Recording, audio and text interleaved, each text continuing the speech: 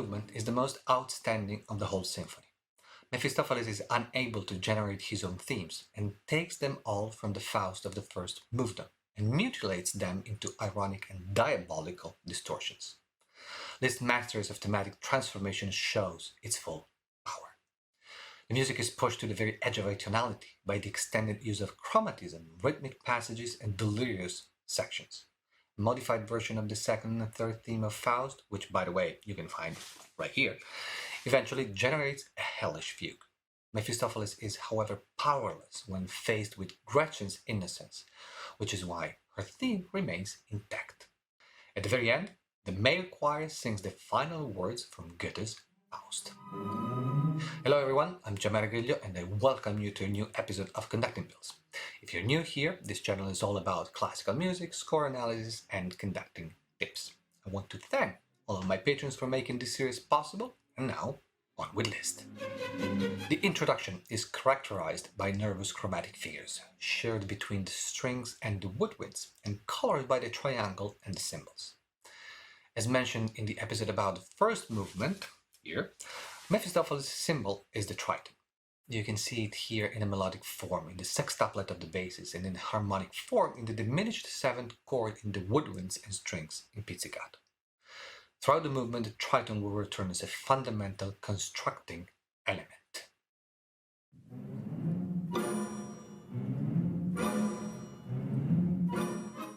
What appears next is the head of theme 2, split between horns and bassoon, accompanied by triplets of the second violins and interjected by pizzicatos of the first.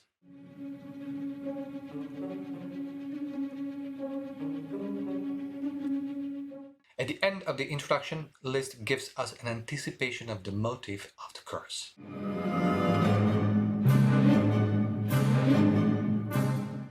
Theme number 1, deformed in a mockery, opens the exposition.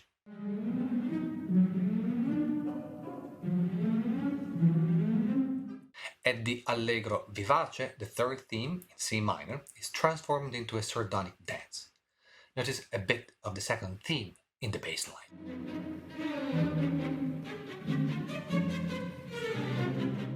The episode is amplified, reaching the full orchestra.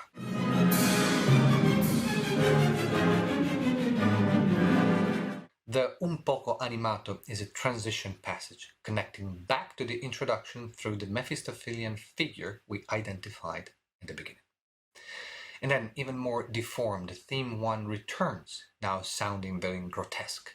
A disturbing moment follows, with long notes followed by quick and short ones. The Il tempo un poco moderato is a quote from the Concerto for Piano and Strings titled Malediction, written between 1830 and 1840.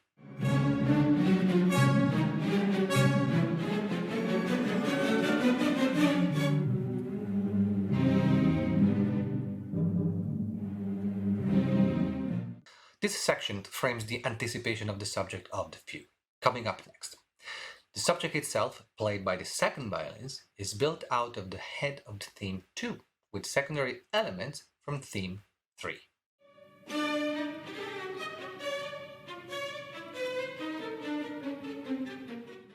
Violas, first violins, and cellos cover the other entrances, and the subject is then elaborated, intertwined with the Mephistophelian figure. A big crescendo takes us to the fifth theme at the Sempre Allegro animando in E major.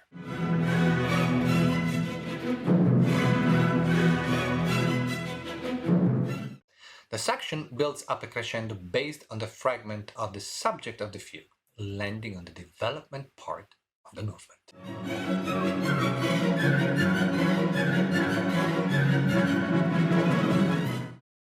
The heads of the third and first themes lead back to the fifth theme, presenting again the curse section.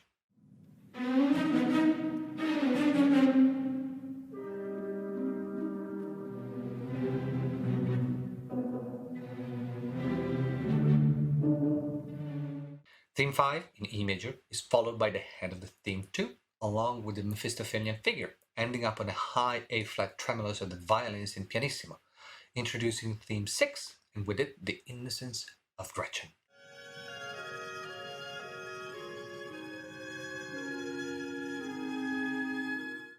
This theme, as mentioned the only one not distorted by Mephistopheles, is a pivotal moment in the flow of the movement, as it prepares for Faust's final redemption.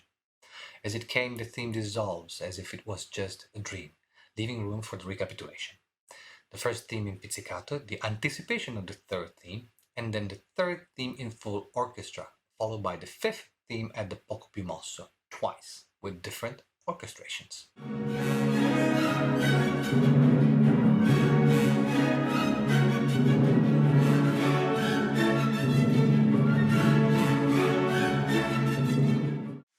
Theme 2 is transformed into a triumphal march, followed by the curse motif stopped on the triple forte.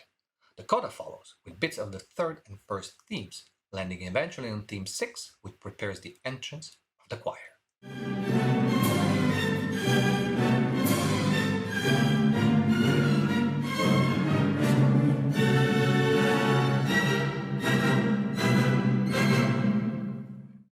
The reference is to the final scene of Goethe's work.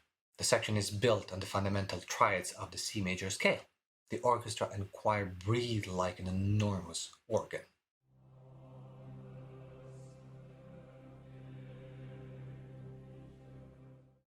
There's room for a solo tenor part on Gretchen's themes.